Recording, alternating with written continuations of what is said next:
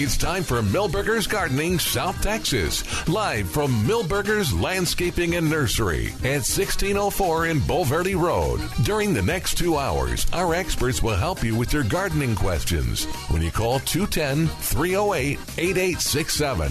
That's 210-308-8867. Or come by Milberger's during the show and have your question answered in person. And now it's time for Milberger's Gardening South Texas on 9:30 a.m. The Answer.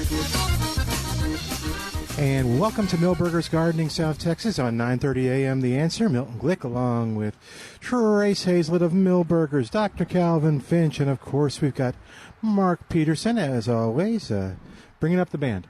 Feel a little bit better. I'm used to next night. All right. Well, we welcome you to come on out to Milberger's and ask your gardening question in person. There's lots of folks here today. And, Trace, what have they been doing this morning? Christmas trees. Yeah. And poinsettias. Oh, good. And lots of people taking advantage of the sale on Christmas cactus. Oh, what is... Okay, I'll have to go look at it.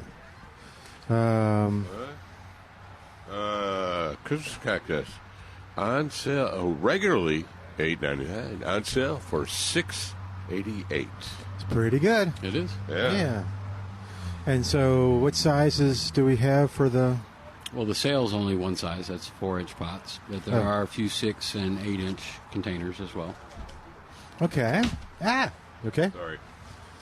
And then colors and stuff. What do we got? I think there's only one color. No, not for Christmas cactus. Well, the most common color is the pinky budded one. I'm sure there's some other varieties in there, but that's the one that seems to be showing the most color. How does one take care of that Christmas cactus? Bright light, no direct sun, no cold. Bright light, no direct sun. What was the last one? No cold. No cold. Okay, so don't drop it by a window. Right. Okay. It's funny because doesn't match the usual definition of cactus. Yeah. It's actually like a tropical. Yeah, it's a tropical succulent, which is kind of different, but that's what it is. It's a regular old cactus? It's in the same family? Or it's just got that zygote cactus. Okay. It's in that family. So, like Easter cactus, roughly the same plant, maybe a little bit different shaped leaf. Okay. Very cool. And the poinsettias, what do we got? We have 4.5s, we have 6.5s, we have 10s, and we have a few hanging baskets. Okay. And these are all floral grade. Oh, I forgot about the hanging baskets. Yeah. Yeah, you don't see those. No. That kind of goes with that Milberger's theme. So are we going to see a hanging basket at your house? I don't know. Maybe so. I like that. And how does one take care of their poinsettia? Bright light, no direct sun, no cold, and no wind. Okay. Oh, yeah. Yeah, when we get into if we're in the freezing weather, a lot of strange things happen when you're with poinsettia. Especially if you're up north, you get it at your nursery and you go outside and you put it in your car. You're doing your holiday shopping, everything, and the next thing you think, you go in there and they're frozen stiff. Oh yeah. I remember that story just kept coming up. Y'all were talking about. Well, it was easy. I mean, they're related to winter, but I'm not sure they like winter. Yeah, they're more of a tropical plant and sensitive to cold. That's like Trace says, when you're figuring out where you're going to put them in your house. Yeah. You think about those conditions. You don't want to be close. You don't want to be close to the heat register. You don't want them. Oh yeah. Doesn't work real well when you're near the door that opens up when it's cold out. Or ceiling fans. Oh, because that's wind. Well, that's whenever you have. If my wife, they're on all year. Okay. So that's wind. Right. Yep. They're also. They are not a drought plant. So we'll hear a lot about. They get them, or they give them to employees at dental offices, doctors' offices, and shops. And then somebody goes home for the weekend, and or actually they just go home. Out, yeah, they look great until the Christmas break. Yeah, and they don't come back after the long weekend. So restaurants are one of the biggest culprits that I see. Really? That they'd rather be taking care of their customers' food than the poinsettia. So inevitably, I'll walk into almost any restaurant this time of year, and their poinsettias will be wilted. Already? Yes. Wow. If they have them. Yeah.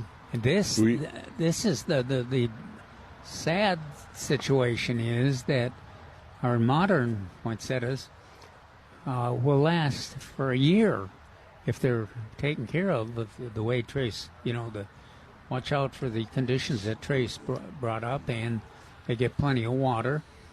And a lot of times, you just have to put on your schedule to water them a little bit during the week, and then in the evening, once a week, you put them in the sink and soak them. Yeah. I was always an advocate. Kind of a wick method, kind of like you do African violets. Yeah. I've seen ice cubes done as well. Yeah. I was always an advocate of the ice cubes, but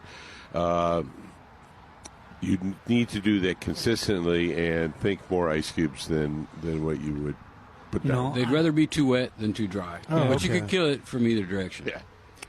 And I always have the problem I have with that ice cube deal is I get the ice cubes out and I'm going to take them to put them in my poinsettia, and I forget, and I put them in my whiskey glass. I'm with you.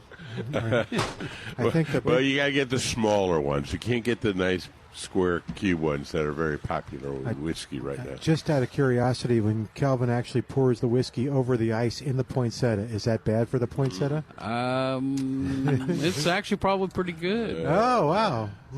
It's a lot of sugar in some of the whiskeys. Oh, that's true.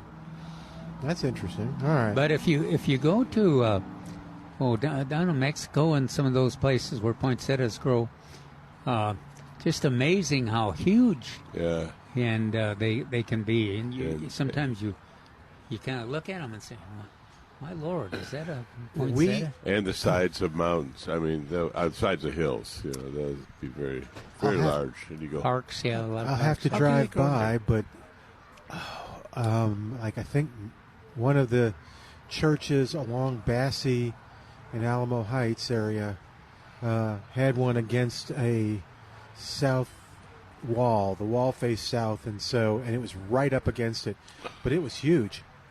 So I guess you can still kind of get them to. This was after, I'm sure, after a few years. Yeah.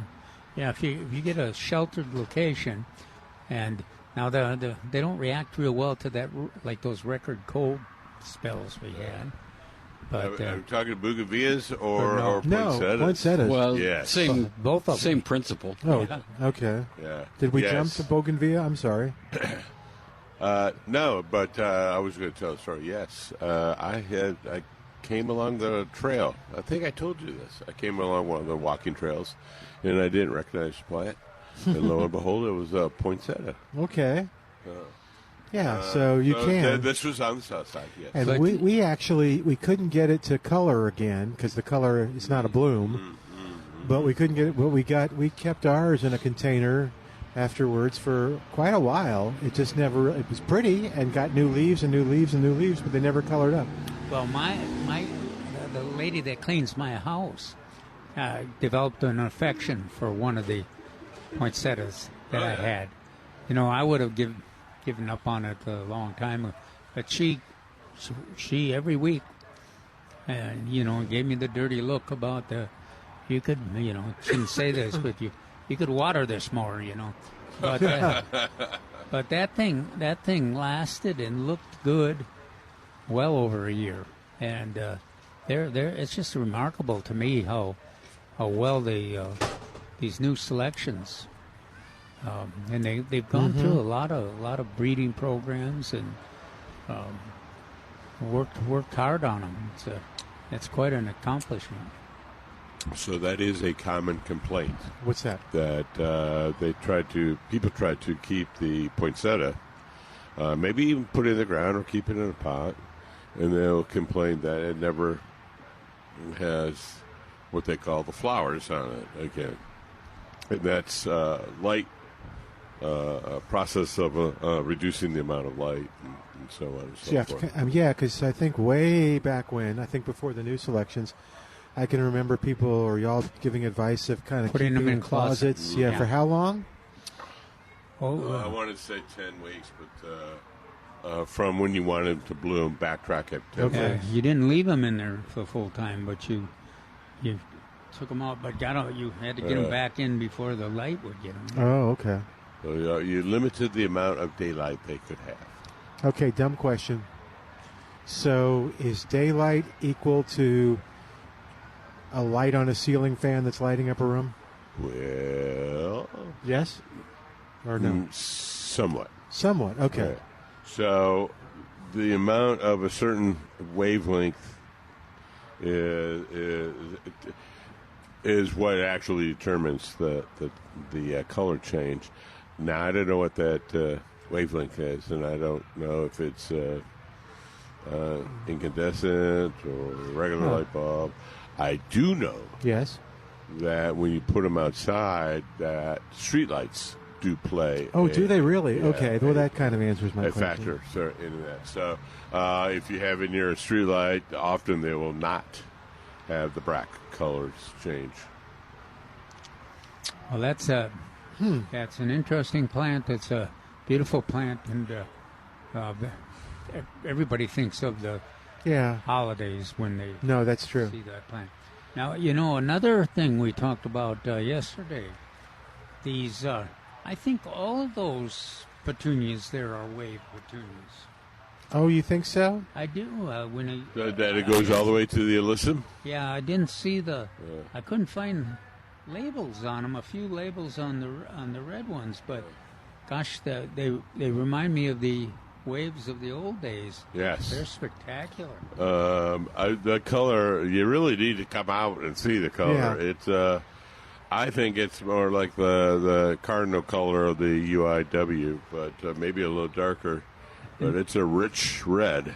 And if they're like the waves of past years before they had these problems, they have a real tolerance for our weather too. So they'll last a long time into the summer, and can take quite a bit of heat. But Mark, I've really appreciated when I was over there studying them. I really appreciated I've never noticed that the alyssum was so potent as it is today. Well, you asked me that a couple weekends ago, and it says, which one is more potent, the stocks or the alyssum? And I was hesitating. I don't know. I think both of them are good, but maybe I will swing to the alyssum. There you go. There was a mother and her little girl were there, and the little girl was trying to figure out where that wonderful fragrance was coming from, and her mother was explaining to her, pointing her at the alyssum. But both of them, it's kind of interesting if you compare the fragrances. They're both really potent and spectacular for your garden too. And all of the pollinators appreciate both. Oh, is that right? Plants. Both of them. Yeah. And how would you do the alyssum? Well, it seems to be full sun because that's where it is. Yeah. And whether or not you want to put it in a bed, traditionally it's been you line your beds with them all the way around and then keep in the middle. Okay. But it's good enough to go pots. I like in containers with the ceramic container, like a blue one with those the white. Or yellow color, white color for the purple, and they look really nice because they fill up that container very quickly. I mean, right now they look like they're not as potent as, say, the wave petunias or even the pansies, but when they're put in a larger container, They take advantage of whatever space you're going to give them, and they are pretty tough too in terms of dealing with drying out and full sun. They're not quite as demanding, I don't think, as stocks are in terms of the sun, of light. They have a, I think, based on my experience with them, they have a fair tolerance for a little more shade than the petunias or the alyssum. The alyssum. Yeah. Oh, okay. And then I think I sort of picture them trailing. Did you bring that up? I'm sorry. So like maybe a hanging basket? The alyssum, yeah. I never think of them as trailing, but you might be right. I should clarify. As I said, they fill up a container well. And so, oh, okay. Yeah, but they don't drape over the side. Not as much. No. Okay. And they can sort of. When they go to the side, always amazes me that they fill it uniformly, and just like Mark said, just over the edge a bit. It's not something that reaches out from the container like some of the other plants. Oh, like the violas or which are pentas or. Okay, and they'll do well. Okay, I see some wave trailing down too, but that may be because it tipped over. They will. Okay, will they trail as well? Yeah. I remember last year, someone came in and was really, asking us about the wave and did we have them and they used to love them and they had them and stuff but we did, so I got some. But I mean, the way they set them up in terms of talking about them, it was like, wow, okay, yeah. I want this. My favorite used to be I was thinking to think of it as a purple, or was it more of a violet? But I don't see that color. No, I don't either. But you don't think that's maroon? Sorry? You don't think that's maroon? Maroon? No, I don't call that maroon. Okay. It's it's a maroon to me is color. kind of a reddish brown. Kind of a brown. Okay. Kind of a downer. Kind of a brown. Kind of a downer? Yeah. You saying that maroon is sad today? Yeah, it's to me it's sad all the days, but especially today. Okay. That's because his recovery from his illness. Oh my goodness! That's Mark's recovery, or a little. You have a little recovering, but certain things happened on Saturday night. Yes, they did. Yeah, this was a weird weekend for football. All right, we're going to take a quick break while we do. Well, your team won, Michigan. Yes, I know. Their conduct at the end of the game was not becoming. Oh, yeah. Well, they weren't alone. All right, we'll take a quick break. Come back in a moment of Milberger's Gardening, South Texas on 9:30 a.m. The Answer.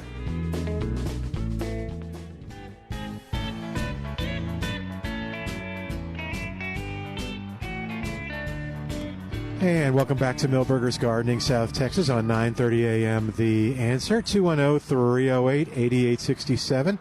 210-308-8867. A reminder, today would be a good day. It's nice and cool to hop in the car, open till 5 o'clock. What is it? Brewski's Market. If you want to get the best meats, if you want to get the best poultry, the best beef, the best rabbit, the best sausage made right there.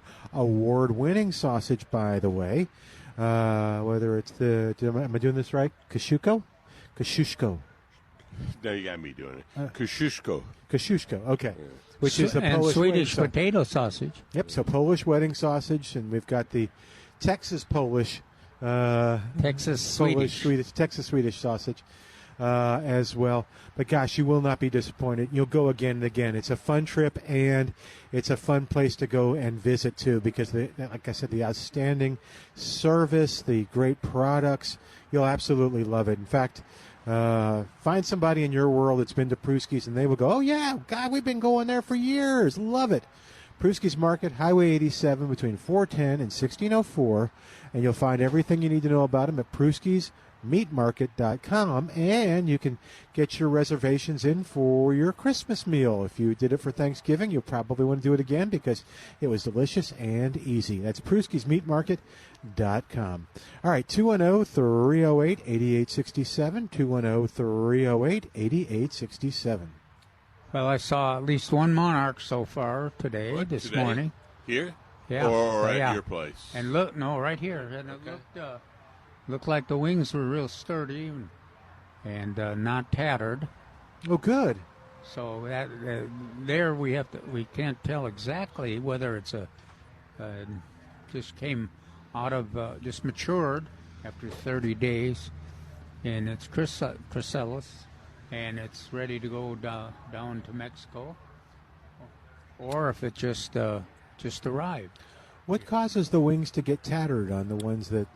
Hard life. Well, take your choice. Hard life. Yeah,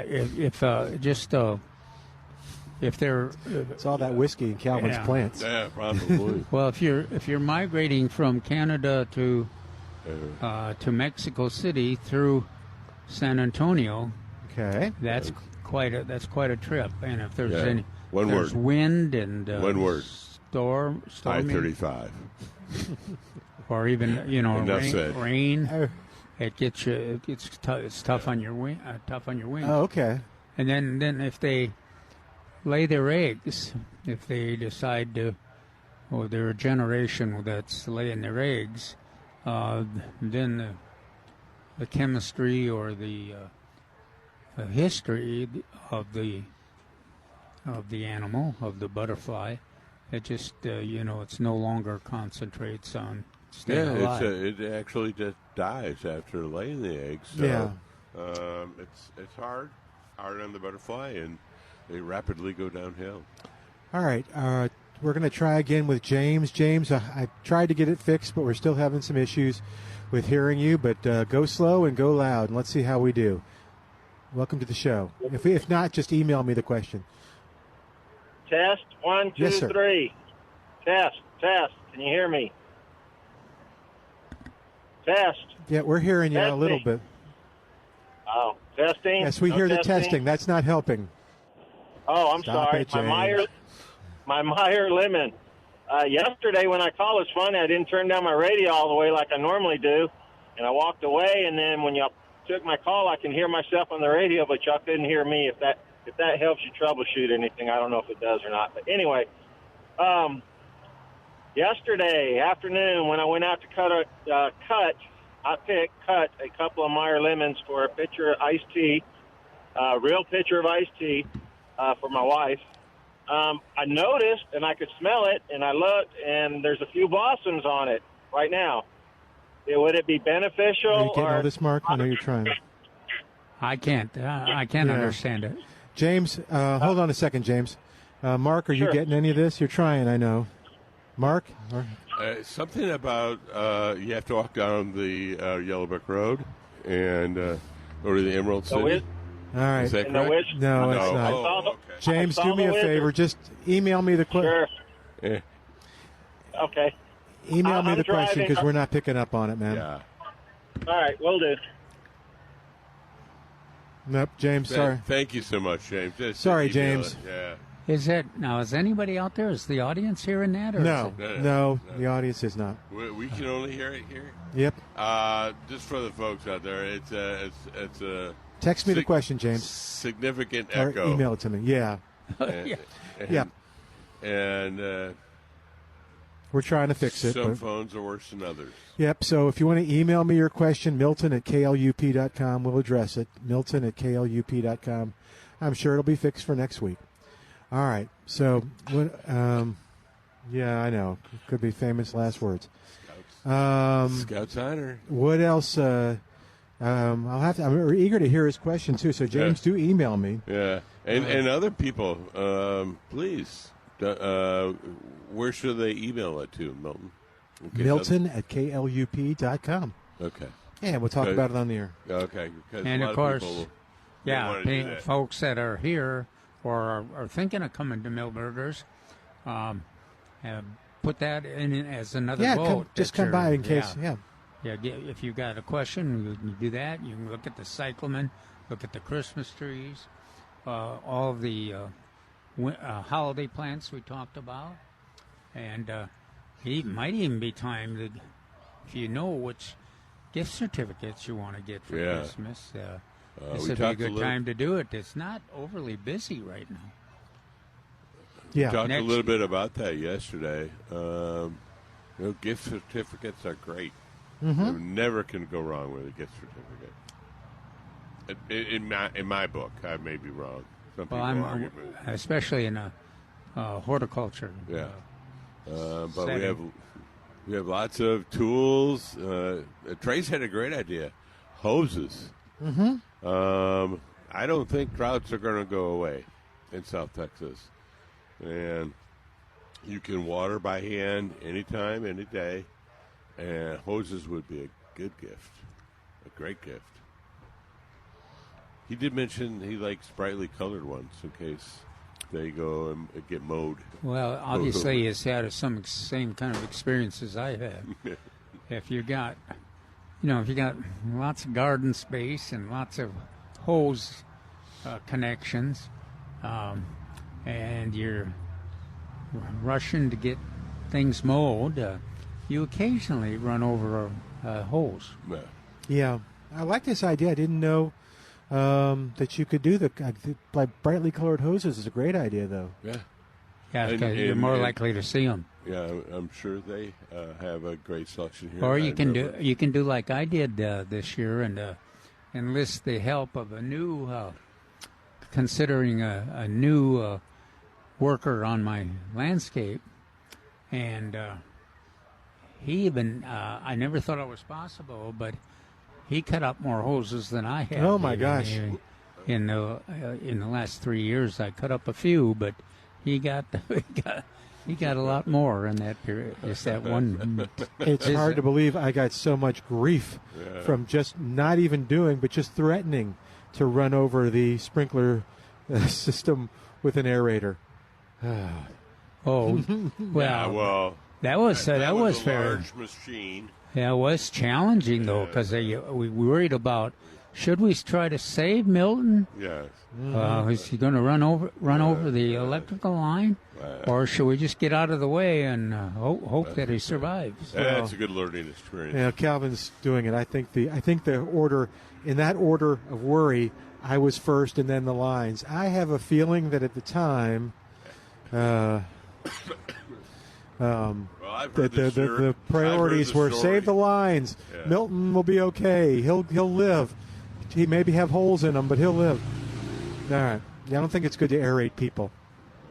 Just a thought. And it was a core aerator. It was the good type, so we could take pieces of flesh out of you. What's that? Oh, yes, it will. Those pesky pieces of flesh. I heard the story years ago, and I think Milton is correct. It was more worried about the electrical lines and the water lines. The story has been modified to make Calvin and the rest of the gang that was watching it be a little more sympathetic and understanding. But yes, anyway. He'll be fine. We have to let him go. We'll have to find that clip. Do you have that clip anywhere? I have to admit that it was. I debated between which bothered me most: Milton coming so close to all the hoses and lines, or Jerry cutting up my beloved rose. That pruning was funny. and repruning. All right, let's do another take. I'll just keep trimming. Yeah. No, one more take. I'm going to just keep trimming. This poor rose went from beautiful to, but we did get a good take and made for good TV. Yeah. So, anyway. All right. Well, Merry Christmas to you too, bud. Yeah. Thank you for the nice words. All right. 210-308. Oops. Nope, we're not going to do that.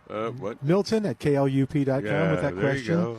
And let's see if James got back with us yet. Due to technical difficulties, please send your questions there you to go. All right. Let's see. What else do we have on the agenda today? Well, we got to remind everybody, too, that bluebonnets. Mm-hmm. Yes. Lots of bluebonnets. And this would be good. What a nice day to plant bluebonnets and this weather this whole week. We have two different sizes, or at least we did. We had 6-packs, and then we had Tell us again, Milton. How did you plant yours? How many? Did you plant them in a row or in the open area in your?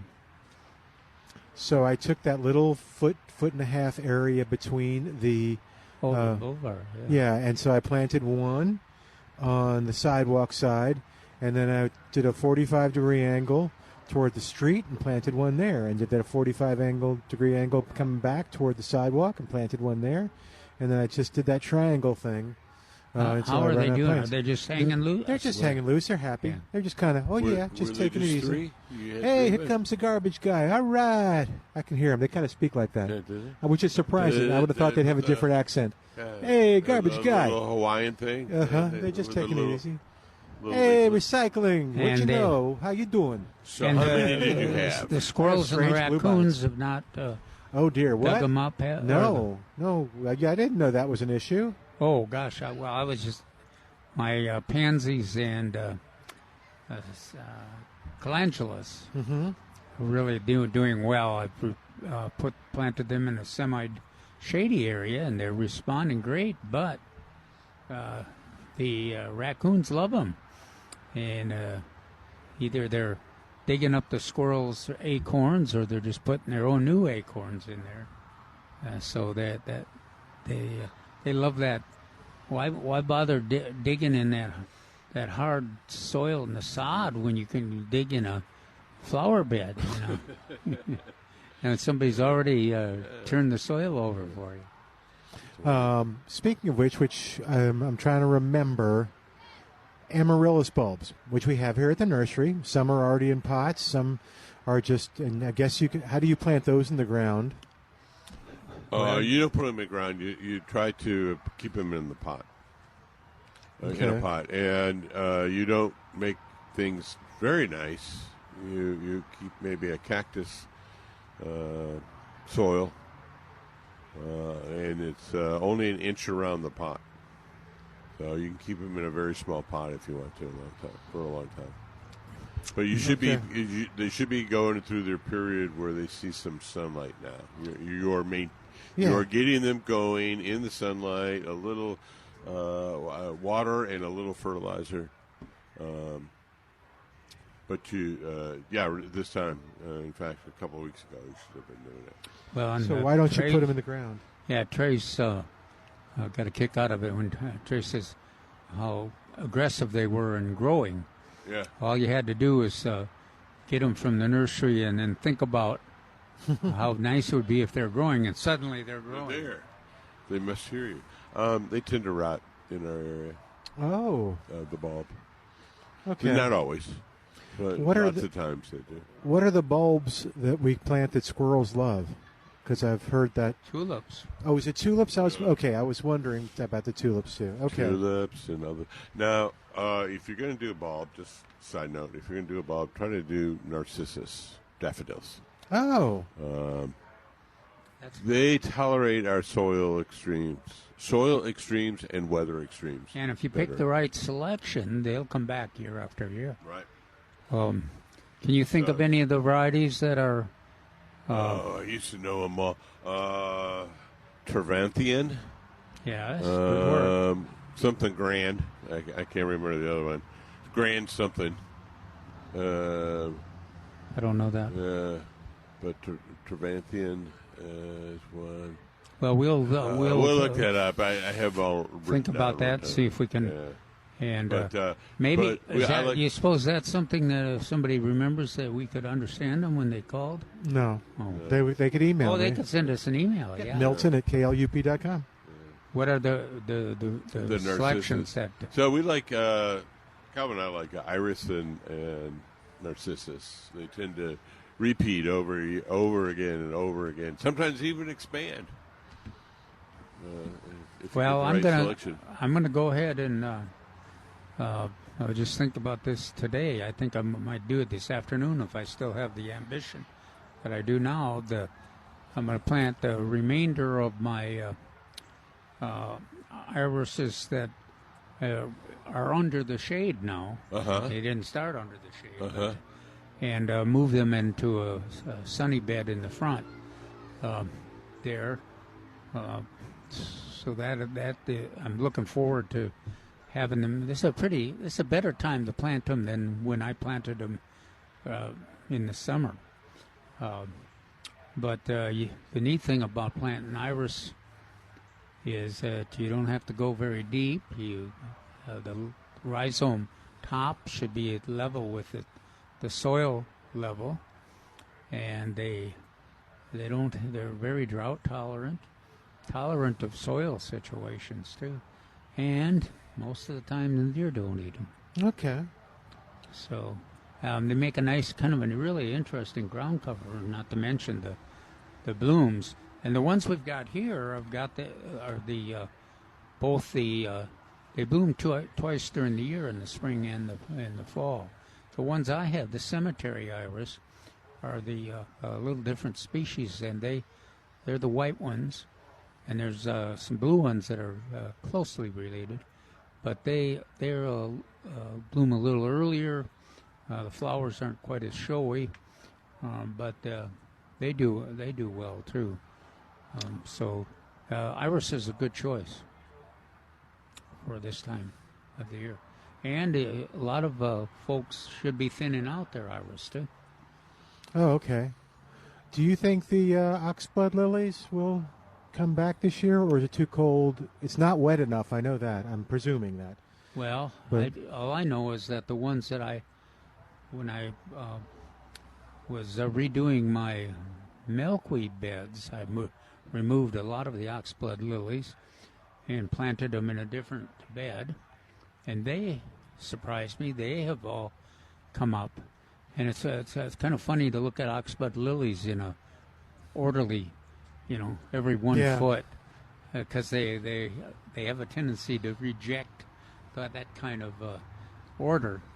But right now I've got these lower garden beds where they're coming up, and it looks like a bright future for them because they're in full sun. When I got them, they were under the peach trees. I had to dig under there and cut down lots of unwanted shrubs and things. So. All right, we're going to take a quick break. While we do, send me an email, milton@klup.com, milton@klup.com with your question, and we'll get to it. Or come out and visit us at 1604 on Boulevardy Road. More of Milberger's Gardening South Texas coming up on 9:30 a.m. The Answer.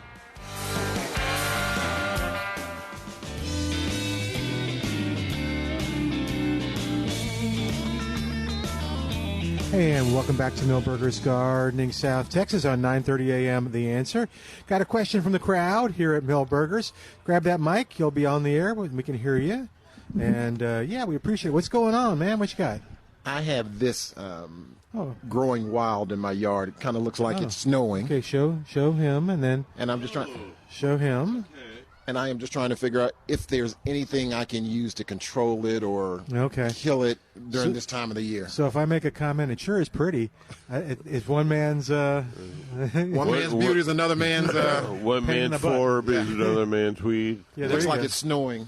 What do you think it is? Now. Oh, I thought it was a henbit of some type. It's not. It's not henbit though. It's like aster. Yeah, it does. It looks like a low-growing fall aster. Blue or is that white? It's white. White. And then I don't know what. Yeah, because henbit. It looks like it's related to an aster. It looks just like an aster, a fall aster that you would see. How is it spread? Is it kind of floating or mounds? It grows real low to the ground, and it's now just when you pick it up, it's very coarse. If you touch it, if you're comparing it against the Bermuda grass that's in the yard, it has a very coarse texture to it.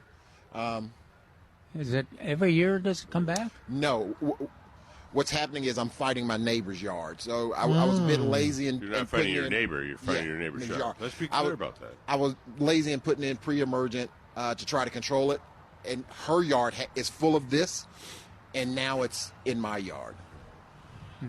I don't know if it's a summer, and maybe a late summer one, not an early cool season one, don't you think? Yeah, what is the... In other words, your delay in pre-emergent was not an issue on this. No, I don't know. Have you do us a favor, real quick? Trace may recognize it. Trace, do you know this particular weed? What's that? I mean, forb. Oh, okay. It's hard for me to call it a weed. It looks so nice. Trace, what do you... Here you go, Trace. Let me give you my mic. And it's slow growing. Maybe a mound. Maybe a little mound. Looks like it's faded for cardiaster. So, it was purple, was blue, 1 and 2, and now it's faded. So what kind of aster was it?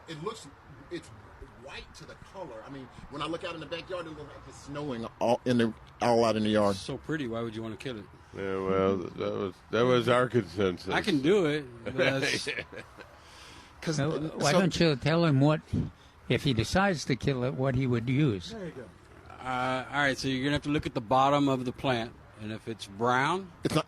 It's a weed in the yard. it's a plant. Okay. It's a plant. So Okay. you need to look at the bottom. If it is brown on the stem, then you're going to need to use cut vine stump killer. If it is green on the stem, you're going to want to use something like Roundup.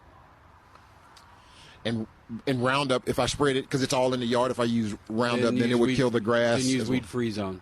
But if it's brown at the stem, at the base, that's not going to help you. So pull it up by the root and look at it. Well, you got to look at it. If it's brown at the bottom, you got to use cut vine stump killer. If it's green, then you should be able to use the. I'm almost positive it's brown because when you look out at it, it is when it's not flowering, it is a brownish color all in the grass, and then the when it flowers, it turns to that. Okay, well, the stems are going to be one thing versus the small stems and new growth are going to be green. So that's your deciding factor. Brown, and what if it's brown? I use cut vine stump killer. Do you have that in? I got all those things. Yeah. Could you come show me what that? Oh yeah. Okay. Cut vine. Thank you very much, Yeah, guys. glad we helped you. Yeah, Yeah, good luck. it is kind of. Well, it looks so attractive. Well, I was going to say, so we were correct. I think It your was a picture laster. probably makes it look better than you see it. Yes. Yeah. Okay. Yes. Okay. Oh, I'll tell you what. You have a better picture? Hang on one second. Hang on one second. Oh, okay, I got you. There, show that to. So yeah, Okay, there you far go. away, it does look like snow. It does look like snow. Drifts Actually. of snow. All right, we got Snow you. aster. Yeah. Is that in her yard or yours? That's in my yard. Oh now. wow. Okay. Oh dear. All right. That was helpful. I can see why the frustration. Cool. All right. Well, hopefully, and let us know. Good luck. All right. Come on up. You want to come on the air with us? Oh, come on. It's easy. You're not shy. It's easy. Grab that mic and tell us what's going on. Yeah, there you go. You're on the air. What I have is a cypress tree, and the root ball is pretty small compared to the size of the tree itself. So trying to stimulate the root ball or the root structure to try to help it, before summertime comes along and great we question. get into a drought here. So I'm looking at that. So Sure. okay. So Do you see it, Calvin? and then show the other one. And then the other, I've heard y'all talk about Garrett juice here. Okay. So I don't know if this would also, help as well with the root stimulation as well by Is it helping newly? with the dirt. I take it it's newly planted. Say that again. Is it newly planted? What's today? It's Sunday. Yesterday I planted it. Oh my goodness. Okay. That's newly planted. So You're correct. Yeah. I got it, and I put it actually into a larger pot when I first bought it, and just trying to help the roots get going. So it's probably sitting in that other pot for about, I'd say 8 months, and then I was waiting for the winter time here or November to plant it. And November is time for planting. Yeah, All right. and so when I took it out of its pot and kind of trying to bust up the root ball, I was like, there's not much root structure here. So I just want to see if I could do something to help stimulate Tell us again which kind of tree it is. cypress. Yeah, I was going to ask you which Arizona cypress. cypress. It was this one is is it Montezuma? Am I saying that right? Does it look kind of like that tree, only smaller? The one straight ahead, or see is the it one silver? on the far right of the silver roof? It's not. It's not silverish looking. Okay. No. We meant the roof was silver. We meant that the roof was silver. The big tree right there. It's the only big tree. Yeah, that's kind a of cypress fuzzy. right there, yeah. but they're so that's a mature Montezuma Yeah. cypress. So that's what. It's a Montezuma. Okay. If I'm pronouncing that correctly. Oh, good. Yep, you are. So either one of these is good. Some people think that if they had to put phosphorus for their vegetables, they need to put phosphorus on all their trees. Mm-hmm. There is no scientific evidence that root stimulators or other ingredients that you add to the soil actually increase the roots. It's mostly what did it store in its roots to begin with when it was in the pot and growing. But Neither one of these would hurt. My choice is that one. Okay. So, because it has a little more nitrogen. Okay. See it? That's nitrogen, phosphorus, and potassium. Now, this is a tree species that, if it gets enough water, is going to respond to the soil no matter what. Right. Okay. It says during the wintertime, it doesn't have any leaves on it that actually are functioning, but the roots are growing. Correct. In the south, the roots never stop growing. Okay. Albeit a little slower. So you are right. You want to get that root system out there. Okay. And which one did you like of the two? This one. Okay. Did you want to say what that was? I don't know. Can I say it? Sure. I'm allowing to use. We sell it. Yeah. This is Garrett juice. Okay. As they say, if a little is good is more better, it can do. No. This one's a little bit better, but follow the Just instructions. stay with that. Yeah, Okay, because that often leads to harm. If it's little, it's good. More is better. More is better. Yeah, no, don't do that. So what it is, it has numbers, and it has a little bit stronger numbers. So the Garrett juice has 1.5 nitrogen, 2.2 phosphorus, and 1.5 potassium. And like I said, is a lot of people think, I have to have a bigger middle number. No, that's not the case. The thing that I would like with the Garrett juice, it has a lot of extra little somethings. So it has, what's that, apple cider vinegar. Always good for you. It has humates, or humectic acid, or humectants is what it is. These are good for the trees and tree growth. Okay. So that's why I got it. It's got something extra. This one's okay. It's okay. But I would prefer this one. Yeah. The ball cypress that I had in this location before, it was there for probably about a year and a half, and it just, like a light switched on me, just died. Huh. It was a strange. Is and that the common? other cypress tree was Oh, the he's same shaking his age. head, They're it's both common. getting the same amount of water. Yeah. And the odd thing is, kind of during the summertime, I was just spraying the canopy and everything a little more, and that's when it really kicked into high gear and just died. I mean, so I'm not a big advocate of that, or the trunk, spraying the trunk. Okay. Some people say you got to spray the canopy or the trunk. There's no way the water gets into the tree. Okay. So I just make sure you're consistently watering. Now, have you ever heard of the 3-2-1 program? No, sir. All right. Go to SAWS. What is it again? It's been so long now. What, SAWS? San Antonio Water system? No, our website. SAWS.org? Yeah, well, anyway, go on there and say 3-2-1, and it gives you my recommendations how to water. Water frequently, at least 3 times a week. We're back with Milberger's Gardening South Texas, live from Milberger's Landscaping and Nursery at 1604 in Bulverde Road. Come out to visit or call us at 210-308-8867. That's 210-308-8867. And now back to Milberger's Gardening South Texas on 930 a.m. The Answer.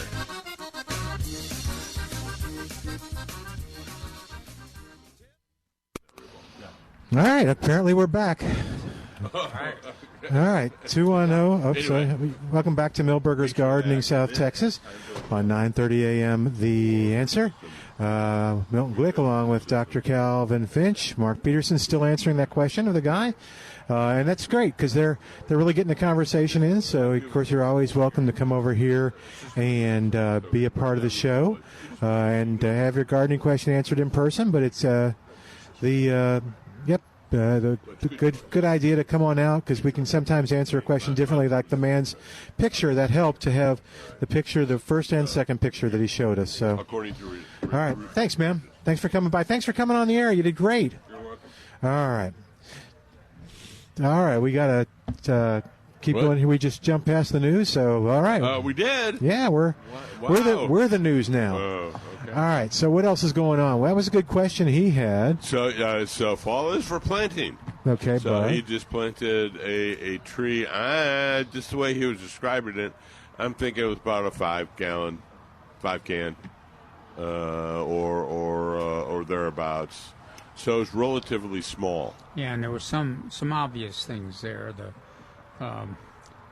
frequent, but not very, not enough water. Yeah, so he was at 10 minutes today. Now, I didn't get whether it was drip irrigation, or his hand, or watering. And these are the Montezuma cypress and bald cypress. That the key there is quite often just is water. Is water. Not necessarily the. That's where I was going to end up. I was going to answer this question and then end up just like you had said.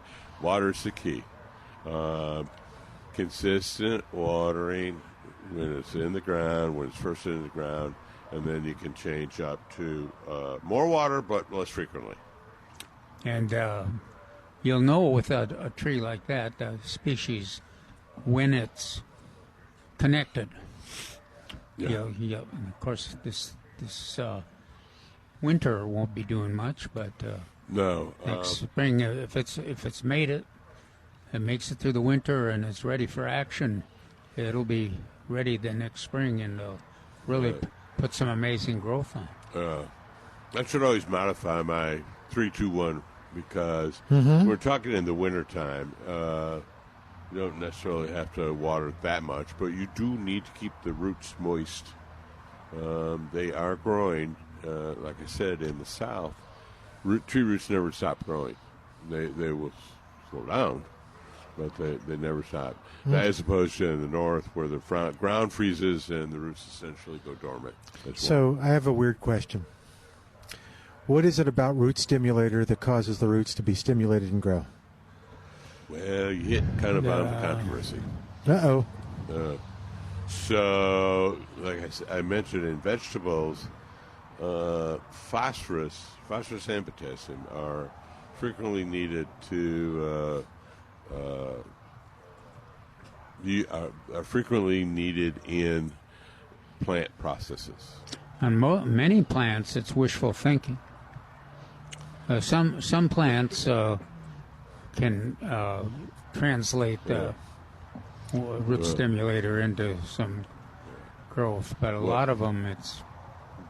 One of the things I looked for on the bottle was whether they actually said IBA or IAA, which is a shorthand name for a plant hormone, actual plant hormone, which stimulates root growth.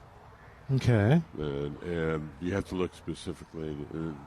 That particular product didn't have it on there. Oh, okay. So, but a lot of people want root stimulator. Yeah. But you asked the most pertinent question. So, what does this product do to stimulate roots? Yes. A lot of times, as Calvin mentioned, it's wishful thinking. Yeah. So, it seems to reassure people. Yeah. So that's why my inclination quite often is to say, don't waste your money. Yeah. But then, if it's important to folks, it's not. And just like Mark said, it's not going to hurt anything on most of the cases. So that's why I went to the Garrett juice. It had a lot of little extra products. Whether or not they help, they have shown to help some plants in some circumstances. So, hey, why not? Certainly a lot of those, a vinegar product that could be acidify the soil and helps microorganisms. Humectic acid, very important in the ecosystem. So it had a lot of a little stuff like that, and I've always recommended it. My inclination would be that you do that watering, like Mark emphasized, and then you wait and do a fertilization with something like 1959 when you see some growth in the spring. That's correct. And that you're pretty certain that that's going to translate into increase growth and success. Always ask, well, should I fertilize when I plant? We don't necessarily do that. Maybe a little bit of slow-release fertilizer. What's our container? Osmocote. Osmocote. A little bit of my Osmocote goes a long way. But Calvin is right. We don't really fertilize until now. There's two schools of thought. One school is right when it's greening up, or right before it's greening up. Rather, that was the school I was taught. But there's also a school that you don't do it until May, after all the leaves are fully expanded. Oh, so you could do a little bit of both. And part of it is the soil and the weather. So that's why you never clearly can translate or predict how it's going to respond. Interesting stuff, because we do get that question a lot. A lot of people really want to use that root stimulator. I mean, they're but I understand their motivation. It's like, okay, I want to help this tree. I want to do everything I can to make it as successful as possible. And so, kind of like he was trying to do. Yeah. Oh, yeah. If he did nothing, would it still have eventually those roots would have just come out? Yes. Okay. So with the appropriate amount and timing of water. Okay, the water's the key more especially than with that variety. Okay, and the unbelievable growth rate of the. I know that is one of my top 5 trees in the Montezuma cypress growth. It is kind of more of a limited site. You want to have fairly decent soil. It doesn't have to be like a bald cypress where it has to be within 20 feet from a permanent water source, contrary to what you might see in many parking lots nowadays. But the Montezuma cypress is more drought tolerant than the bald cypress. Okay. Well, yeah, you see the bald cypress generally by the water's edge, right? Yeah, it was a study that was done very well by UTSA staff, and they found that nearly every wild bald cypress in this entire central Texas was no more than 17 to 20 feet away from a permanent water source. Well, okay. Oh, wow. Okay. And then there's some analyses. I was thinking of Cattle Lake. It's consistent with that same thing. They were trying to figure out where the bald cypress came from when there was no water source for in the Caddo, because it's the only lake in Texas. But it was, it used to be sources, or there was temporary sources, and so the bald cypress ended up getting germinating, and then they just kind of, some of them hung on, and some of them ended up back again in area of water source. There's a theory from 2 famous botanists, really famous. Well, one was a much better botanist, and the other was just a hang-around. Cox and Peterson. I don't know if you heard of them. I've heard of them. Those 2 botanists had an idea that East Texas bald cypress is a subspecies. It tends to be more conical, and they tend to put on knees. Famous bald cypress knees. Yeah. Whereas when you move into central Texas and these cypress along the Guadalupe and Medina rivers, they are raggedy looking. Their canopy kind of rounded, kind of misshapen, and they never put on knees. And then you have this species in the valley, which some people say is a species, and some people say it may be a subspecies, called Montezuma cypress. Okay. So they all have characteristics, but they all have similar characteristics, but they all have unique characteristics. Neat. You never see a knee on a Central Texas cypress. Oh, bald cypress? Yeah. You don't? Montezuma. Oh. So when you go down to the Riverwalk, And you see all the big bald cypress. You never see a knee. And then on the Riverwalk extension back in the 70s, maybe early 80s, they planted all these bald cypress, but they were from East Texas because they all have knees all over the place. That's neat. It's neat. It's something to think about. Okay. All right. You're listening to Milberger's Gardening, South Texas. We haven't brought this up yet, a little bit, but not a lot, and that is that next weekend, the 7th and the 8th, we have, Santa is going to be here at Milberger's. Santa. I know him. Thank you. I know him. Okay. Milton didn't let me do that yesterday. I know. I felt bad. But yeah, so Santa's going to be here, and we've got chili until the bowl runs out on Saturday, and the little red choo-choo will be running around the forest, the Christmas tree forest. It's Milberger's annual Christmas celebration, and we encourage you to come on out and be a part of it. It's a lot of fun. Bring the camera. Get your Christmas tree if you want. Get a poinsettia. Get a couple of them. Get one for everybody.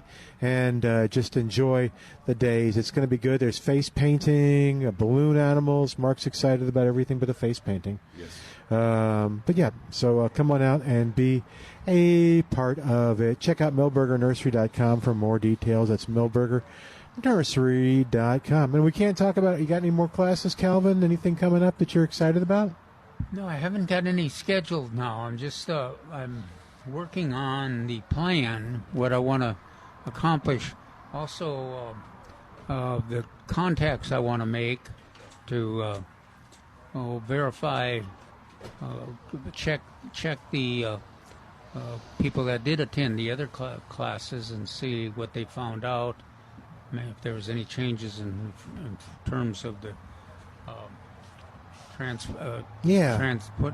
planting them, replanting them, and also with the our friends at like Douglas King Seed Company on that Zizoti, see what their history with that plant is, and if in fact it has a history of being a favorite or just a place where the monarchs will lay their eggs. Okay, cool. So, I had a question for Calvin. Okay, about go for the it. Class. How many repeat offenders do you get? Do you get new people every time, or do you have people that some of the same people every time, or both? Both. I was kind of keeping track of that because one of the goals of the of our friends at the Education Resource Center is intergenerational education. So they're always interested, what is the average age of the audience? And the average age of the audience is falling. And then I've noticed that there always seems to be 3 or 4 members of the class that are the same. So I was wondering if maybe you shouldn't have a kids version. That's a good idea. That's a really good idea. Yeah, it would be. It was maybe get the zoo involved and have a kids version. Yeah, you know, our friends at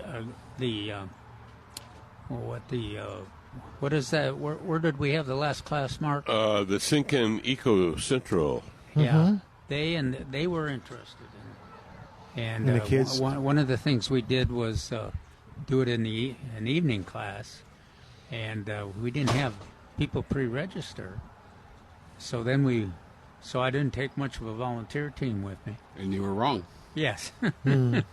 Went there and I was running a little late. I got there just before the class was supposed to start, and it was pretty full.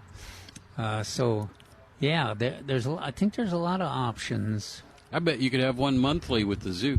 Yeah, I like the kid idea. You'd have to figure out how to do it at no cost. Get them off their phones and their video games. Yeah. Out learning about the real world. There you go. And plus, it's a different lesson. You're kind of teaching it differently, so that's cool. You know what? You can get Lulu to help you. Oh, that's what I mean. Lulu, her class, she spends, her students really get excited about it. Okay, Lulu. So we know the kids.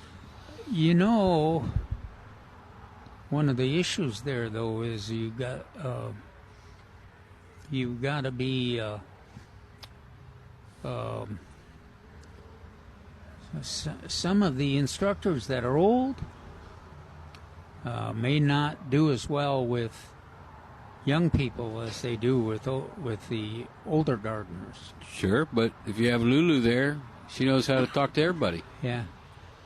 I was thinking that Trey, that's a good idea, Milton. Thank you, man. Yours is a good idea. Trey's just maybe wants me to be in an uncomfortable situation there with with the kids. Maybe we could also do a kids class here in the spring or something. Maybe so. I think that'd be good. Yeah, we'd have to think of a unique kind of well, that's part of what we're going to do every year too. What do we want to? What do we need to accomplish to make some progress? Would you call Mark and I very mature, or would you say our level of is kind of at a kid's level? Well, that is very mature, the same as being old. Yes, sir. Are you upset now? No. Okay. No. Do you have any reaction to that, Mark? On the youth? I actually thought it was a good idea, and Lulu, since that's her profession, but could rope her into at least advising. If not helping with that. Yeah. Now you could even go in a related, which we saw for years in the Master Gardeners, the teachers. Run the class for the teachers so that they can get present the materials to their students. Maybe there could be a Master Gardener kid version. Yeah, maybe they have the children's garden, but all right, that's the adults helping them, teaching them. But maybe there could be a children's Master Gardener class. I like that. There must be someone somewhere. Yeah. Now David's just going to steal that idea. You know that. Well, that was the plan. Oh, was it? Yeah. Oh, okay. All right. I know. Yeah, the Master Gardeners, both here in Bexar County, and particularly in New Braunfels, Comal County, they're very enthusiastic about it. They've got a wonderful facility up there too. But yeah, I think you're right. There's some real opportunities there. Yeah, well, because you're building toward the future a little bit. It's a different emphasis with those the kids. Are the future gardeners. Those are future Master Gardeners. That's right. All right. You're listening to Milberger's Gardening South Texas, where the ideas are just popping up. Was that for Trace? Oh, okay. I think he heard you. I did. Okay. So I'm watching a car pull out with a Christmas tree out of the driveway and into the thing where the firehouse used to be. You want to explain how that works now? Well, so they pick out their tree. We do all the work. We'll take the tree up front. If it's with the stand or without or exchange, we take care of that out there. All the rope and netting is all in one spot. And they just pull down, show their unique ticket, because every one of them's different. The guys will match it up, and they will load their tree however they want them to load their tree. Yeah, I saw it. Except for backwards. I will not let them do it backwards. Oh. Like the commercials where they have the new car commercials where the tree's on backwards. I will not do that. Okay, because it's obvious. They won't have a tree when they get home. Yeah. They'll just have a skeleton on the top of the car. They might have half a tree, because the bottom part's still going to be okay. That's true.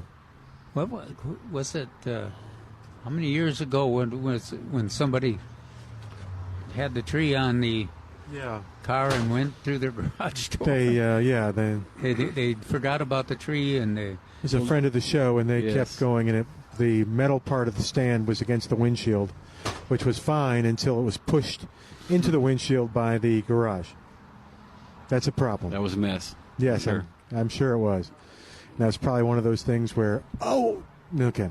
So that's kind of like the green stripe I see on my ceiling for every Christmas tree I've ever had with my wife. She likes to buy a above 8 foot, even though our ceiling is only 8 feet, and she won't let me cut the tip until it's already up, so she can see where to cut it. So we had green stripes forever. That's funny. It's a tradition. It's a. Yep. All right. Well, it's not as much of a tradition now with these these trees with the accurate information and the great stand. And but you're right. Getting the trees settled in the house used to be a tough situation. All right. Challenging. We're going to take a break and come back in a moment. You're listening, of course, to Milberger's Gardening, South Texas. Back in a moment on 9:30 a.m., The Answer.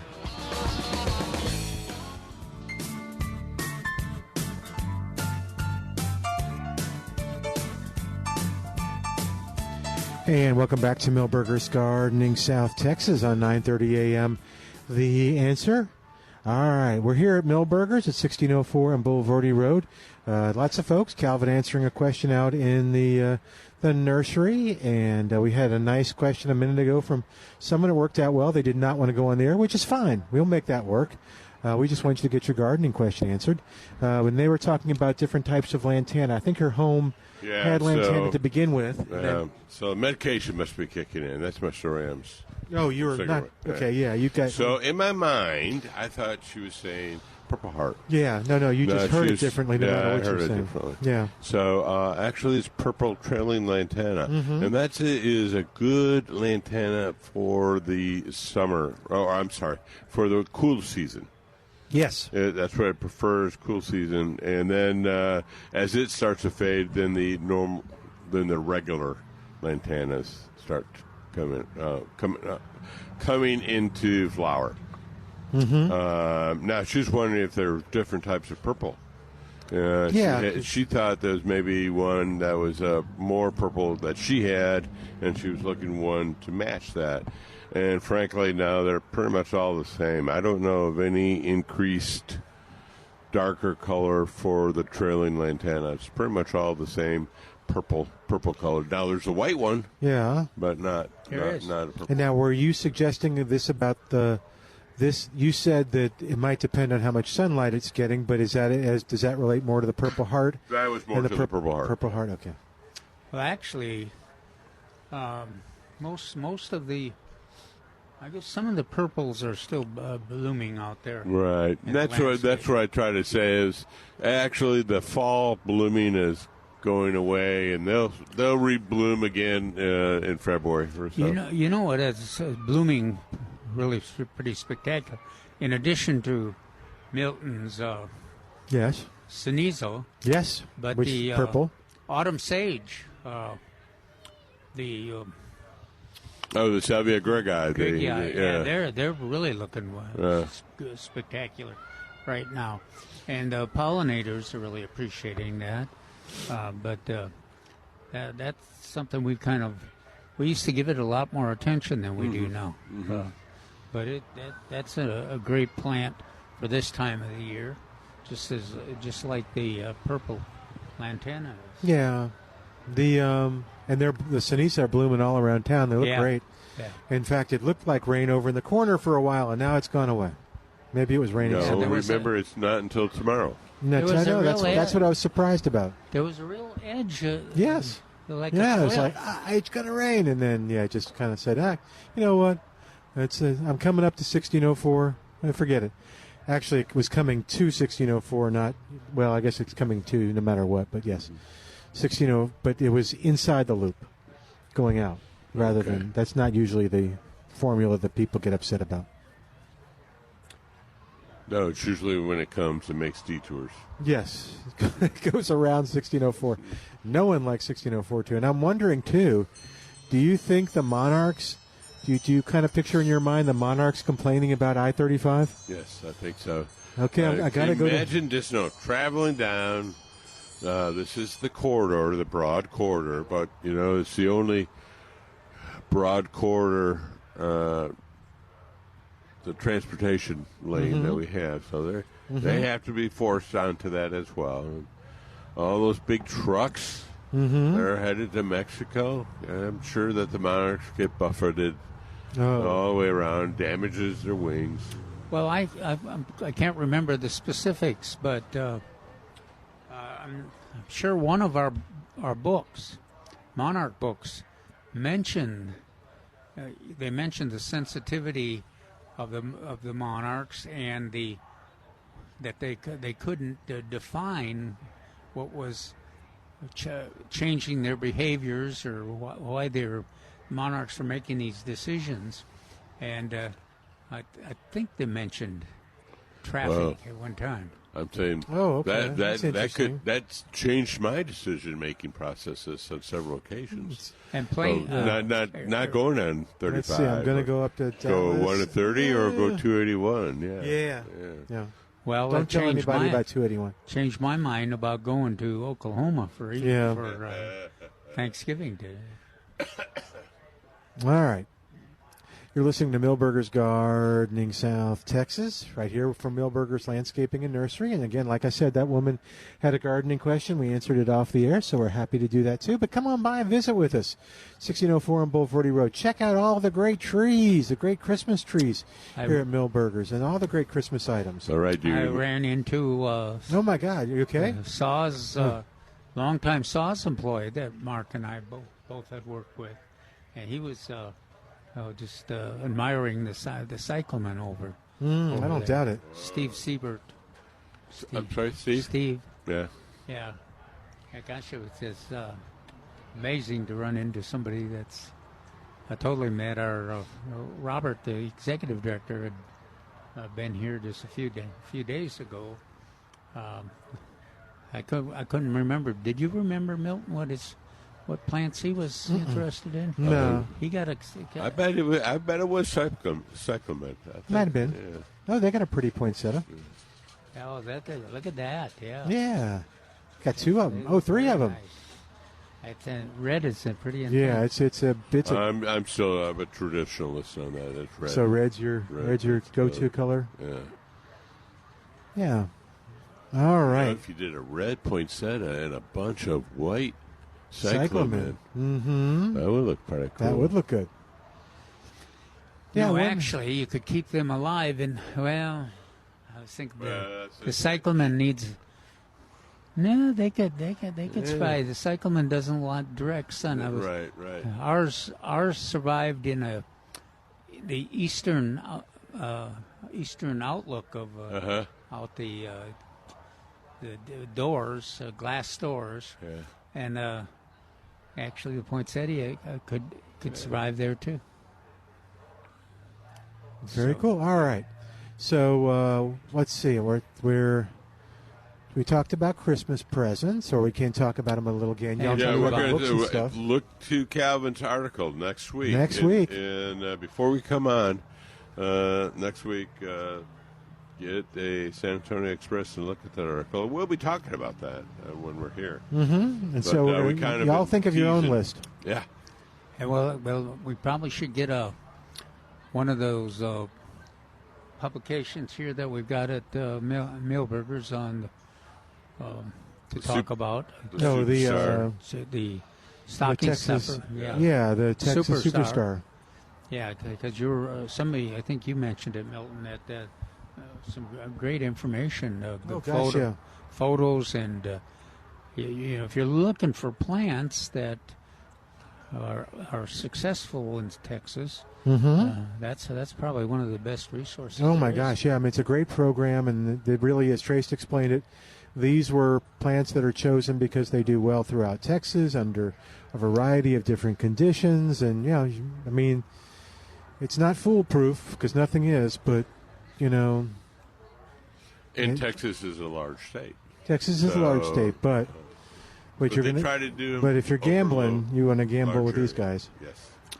Yeah, almost several climate zones in Texas is so large. Yeah, it does. Just the rainfall differences are huge, and the average temperatures are pretty huge differences. And speaking of rainfall, okay, I'm going to get the weather report out and see what it's doing. I think you said Monday night or Tuesday night or Tuesday morning. I think Tuesday morning, and there was rain every day in the forecast till Friday. But let's see if it's still that way. Let's hope it is. Well, then the newspaper today there was just one evening. Oh, really? Okay, let's see what Tuesday night is. Let's see what our government says. Except it's not coming up on the computer. Okay. Well, it will eventually will. So is there anything, assuming it may rain, Is it a good time to fertilize? Is it a good time to put down seed? Is it a good time to? It's a good time to take advantage of the rain. Right. But that's a good point on putting down the seed. Mm-hmm. If you're going to do that ryegrass we've been talking about, that'd be good. But the one that really is good right now is the wildflower seeds. Right. So either the rye or the wildflower. Don't try to do both. Or I guess you could do both. You could do both. Some people are putting the pre-emergent and then putting the rye and wildflower seeds down. You don't do that. Yeah. Well, some people do. So we'll just have to warn against it. Now, your wildflower patch is still going strong, isn't it? Mm-mm. No, is yours? Not last year? Oh, yeah, last year, but not Yeah, right it'll this be second. back. Okay. Yeah, if we get Different. Some plants get a made it little back, rain. some plants didn't. Yeah, Um, I'm expecting All right. mine will be full again. and I did put down some more seed. I got a little packet of seed here at Millburgers and put that down, kind of. So we'll see what happens with that as well. But that probably shouldn't be coming up yet, should it? Some of them could, but Okay. somebody reported that they had some bluebonnets coming out. Really? Oh, man. Okay, I'll have to look. So here's the weather forecast. Tonight, clear, low around 49. Wow. Then Monday, cloudy, high near 68. 20% chance of showers Monday night, and a low around 52. Then 20 on Tuesday, 30% chance on Tuesday night, 20% chance on, we're dropping our chances. Man. No, Friday there's a 40% chance. That's kind of encouraging, yeah. But nothing over 50, huh? Nothing over 40. I don't even have a 50. Nope. Okay. Oh, that's kind of disappointing. It is. The way you were talking, I thought it was going to be rainy all week. Yeah, well, it's chance of rain all week. Does that Well, count? the other thing is that, you know what's let us down even worse than Milton? Thanks. His Sinizo. No, not yet. It's out there blooming up a storm. That's Yeah, it. but It's Even the ones, the Linz Lowry in my yard is blooming. This week is the week that, might prove it out. So, yes, I need to have some rainfall. Yes. I need to have some rainfall in your yard. Mm-hmm. So if it's blooming in your yard and it doesn't rain, well, that just means your hypothesis is wrong and you need to start over again. Nope, I'm not going. My hypothesis has never been wrong. Okay, so question on rain and stuff and things. So my watering day is Monday. Cooler weather right now. Should I still water on Monday? I'm guessing yes. Yeah, what Mark's are you thinking. watering? Lawn? Yeah, yard. that's right. Calvin hit the nail on the head. I'm Where are watering you yard. watering? Okay. Front yard, some backyard. Well, technically, we at SAWS we urge everyone to shut down their irrigation systems now or on 1st of December. Okay. There's two a reason reasons. for that. Yes. Yes, there's two reasons. Yes. What are those? One, the plants don't really need it; they're going dormant. Oh. Even the grass. Two, that is when the winter averaging occurs, is the middle of November to the Tell us middle what winter of averaging March. means. Winter averaging means is Of course, Milton is just very happy to pay very high rates so that he can I'm happy to support pay the rest. Have you high met rates, me? Yes. Have you met me? I'm the guy that's going, oh, should I get that petunia? Or wait, that one's kind of on sale. Okay. No, So- I'm not happy to do that. So winter averaging is where SAWS averages 3 out of He your talks 4 like bills. he's still working for Yeah, someone. I know. I can't help it. 16 years. That we average your bills and determine the sewer rate that you use for the remainder part of the year. Yeah, so With the idea that you're not using irrigation water, so it's your bill reflects your indoor use only, okay. or mostly. So generally, a winter water bill is lower than a. In the summer. Yes, I mean that makes sense. And we determine, or nationally, it's always been determined that about anywhere from 40 to 70%, 75% of your summer bill is due to irrigation. So so it's really important to flatten out that curve in the summer as much as possible. So when does the winter averaging begin? November 1st? Is that what you said? It depends on the route, the reading route, but usually it's about middle of November, and it goes to the middle of March. Okay. So some routes have already been started. Okay. Oh, okay. So best to do it start now. When does it end? When is it? I can. The latter part of March. Okay. So sometimes they pick 3 months during March. So 3 months through the and again it depends on the route. Some of the routes won't be read until the latter part of this month. Some of the routes will have been read earlier in the month. Okay. So it's besides the plants don't need it according to you. Yes. Okay. According to the experts. Okay. Well, I happen to be one of the experts. Oh. Yeah. Now the plants don't need it either. The oaks and the trees and all that stuff. No, they are. Now let's remind Mark of that the next time he tells somebody they have to water their new planted trees every three times a week. Yeah. Well, I'm talking about like anywhere from a half gallon to a gallon, please. Or if he's got they don't even recognize. Basically a vegetable garden. Well, so that's a whole other story. That has been a source of controversy and discussion ever since the rules were put in. And a lot of that is a lot of winter gardens are active during the winter, and particularly in February and March. We're getting ready. And so that was included in the winter averaging. Okay. And a lot of gardeners have spoken up about that over the years. Okay. All right. We're going to take a break, and we're going to get you to be a part of it. Don't forget to email me your question today, milton@klup.com. There were some people who said they would email, but we haven't seen the emails yet. So email me, and as quick as you can. Maybe, are you sure they're not reflecting the echo like the No, they're radio okay. is? All right, back in a moment on 9:30 a.m., The Answer.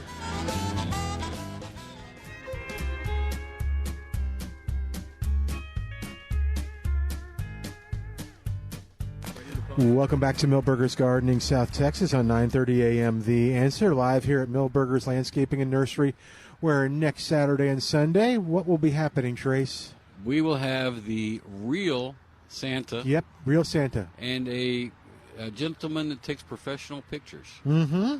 So if you want a picture, and I don't care your age, if you want a picture with the real Santa, you are welcome to show up. I think it's 11 to 2 or something like that, Milton? Or is it 10 to 1? I'll find out. Is there a fee? No. Oh, cool. The only thing that we've got going on would be the balloon and face painting. Mm-hmm. And it's not really a fee. There's a donation. Who's it going towards? I'm going to look and see. Yeah, and then there's a chili, too. Yeah, we're going to have chili there's on Saturday only, and that will also be for a donation. Yeah. $3 minimum donation. Okay, I'm at milbergernursery.com and looking for some. So about the chili, does that go until supplies are over? Yes. That is correct. Okay. So everyone should be here at it is 11 to 9. 11:09 when I get here at 11:01. Okay. I think Mark's threatening to eat all the chili. Are you bringing crackers too? $3 a bowl or better. He's welcome to try. I don't think he'll accomplish it. Yeah. So if you go to Milberger Nursery, you'll find all the information. The wassail, the face painting, the balloon art are both days, right? Does that sound right? Yes. Santa is both days, or Santa's just one day? Santa's both days. Okay, but the chili is just one day, Saturday. And the train? Both days. Elves! Yeah, we'll come up with something for you. Okay. Mm-hmm. Elf skeletons. Or proceeds, as you said, donated to San Antonio Children's Shelter. But yeah, so these are cool. We haven't mentioned.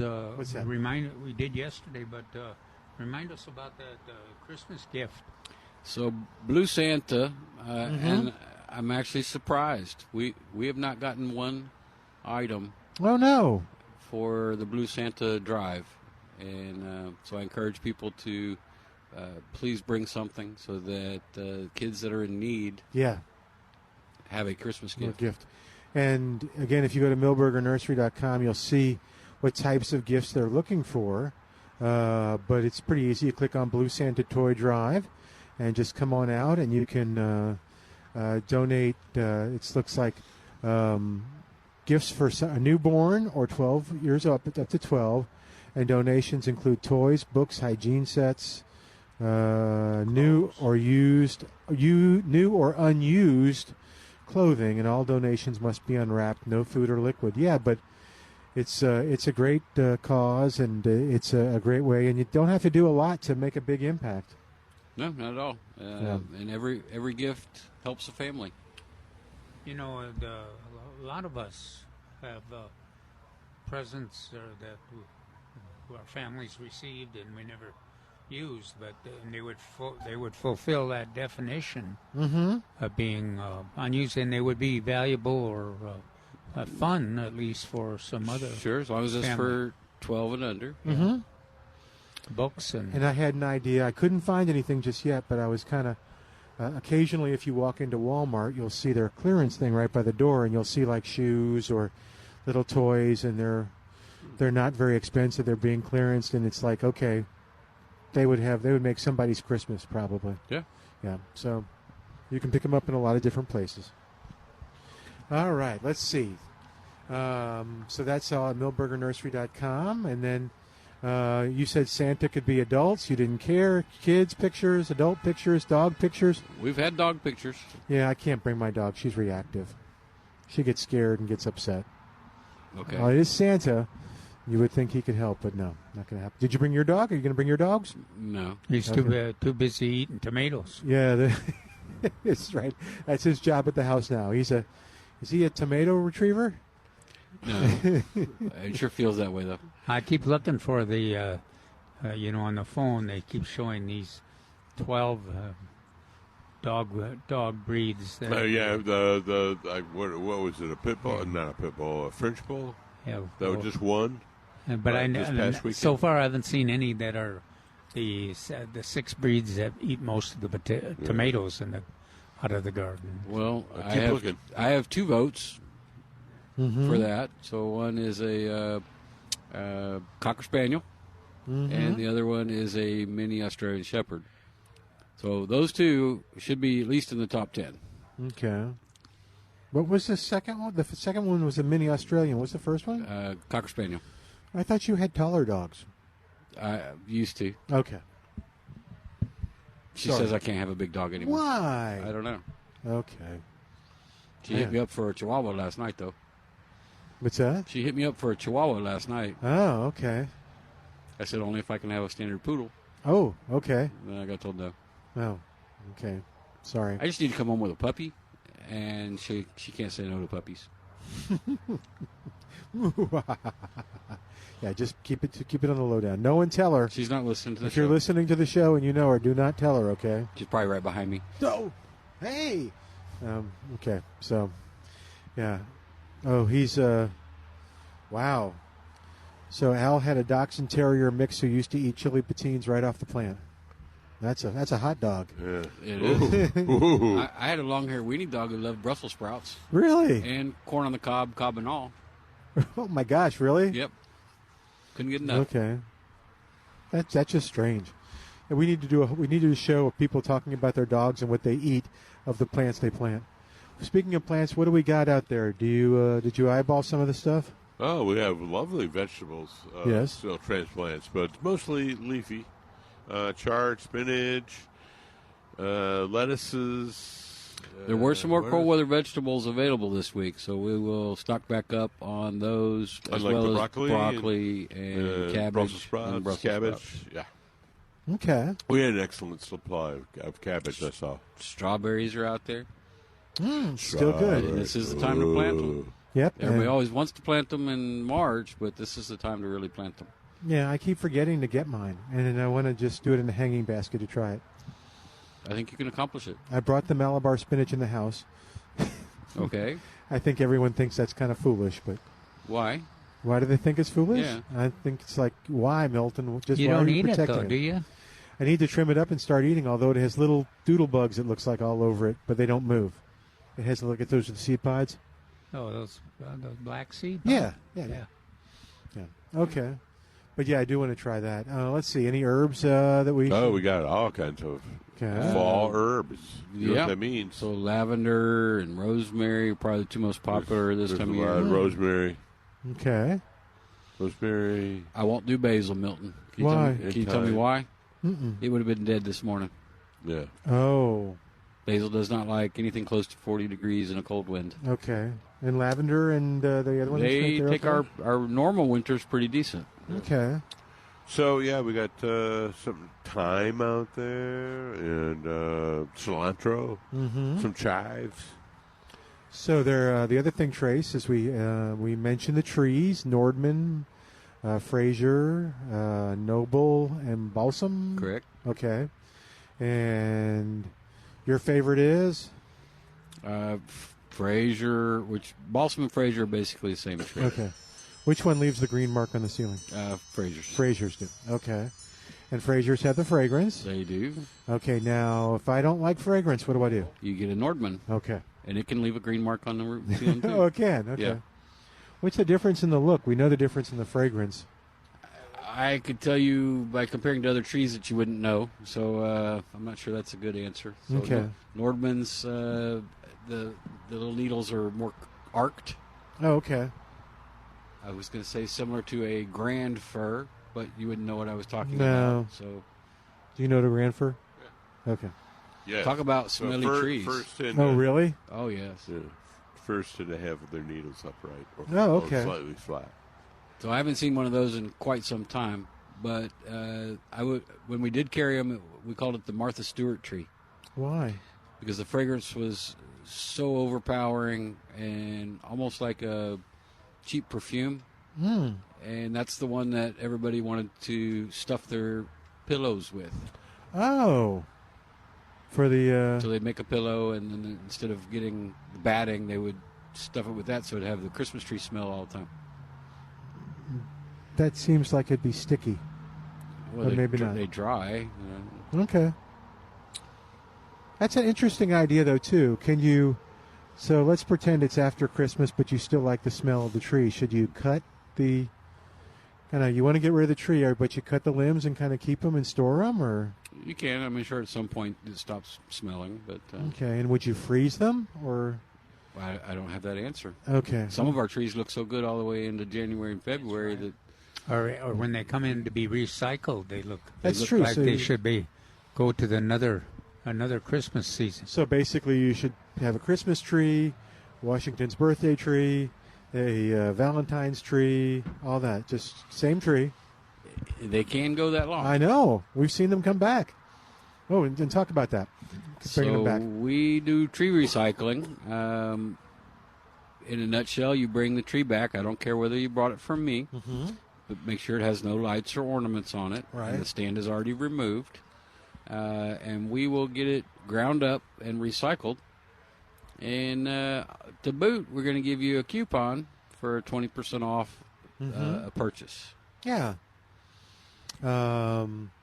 And you can, I think, is it one purchase, or is it like one item, or can you combine it and get like a citrus and some other stuff? And It's get an entire purchase. Entire purchase. Okay, good. That's what and I we thought. have people that go pick up their neighbors' trees so that they can have multiple coupons. I am betting there are people that drive around and know about this. I've had a guy that got 10 before.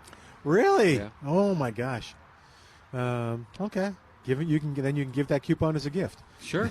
Stocking stuffer, but you got to use it quick. Yeah. Because I think February-ish it's over. Yep. Yeah. But we'll tell you all those details. But and save your stand so you can use it next year. Correct. Don't And get rid of that FYI, stand. they turn off counterclockwise. Oh, okay.